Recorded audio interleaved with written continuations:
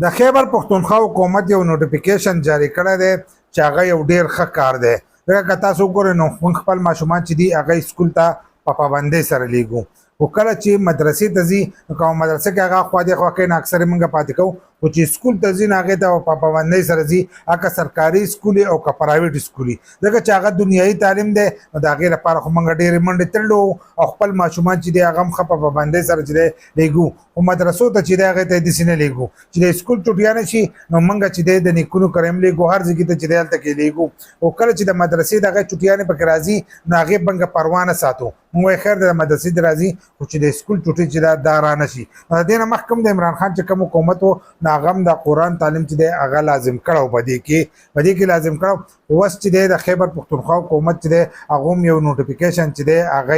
د محکمه تعلیم ته چې دی هغو ته لیږلی دی، هغه وایي چې دا به لازم اوس په سکولونو کې چې دی دا به کېږي. کله چې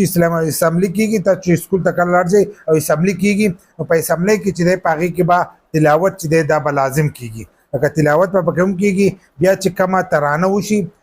قومي ترانه وشي نو په هغې ورپسې باندې چې دی په هغې پسې به 3 واره چې دی درود شریف چې دی دا به لازم ویلی کېږي. نو دا یو ډېر ښه کار کړی دی، ځکه ډېر داسې ماشومان دي چې هغه مدرسو ته نه ځي نو په دې سکول کې به لږ ډېر چې دی هغه به د څه نه خبرېږي. نو چې ځینې کارونه دي نو دا کارونه ښه دي او دا لازم دي چې زموږ دا ټول تعلیم چې دی قرآن دا تعلیم چې دا ټول موږ ته په سکول کې چې دی دا موږ ته میلاوېدلی، چې مدرسې تلو ته چې دی په دې کې ضرورت نه راتلی چې زموږ سکولونه داسې جوړ شوی وی. خو زموږ په سکولونو کې چې دی هغه هلته کې ټول د انګلیش تعلیم دی او قسمه قسم کتابونه چې دی هغه هلته کې موږ ته پړولی کېږي، خو د قرآن ترجمه او دا چې دا نه ویلی کېدله. نو اوس یې په اسمبلۍ کې چې دی دغه هم لازم کړل. تاسو را سره هم خپل رایه چې دی دا شریک کړئ.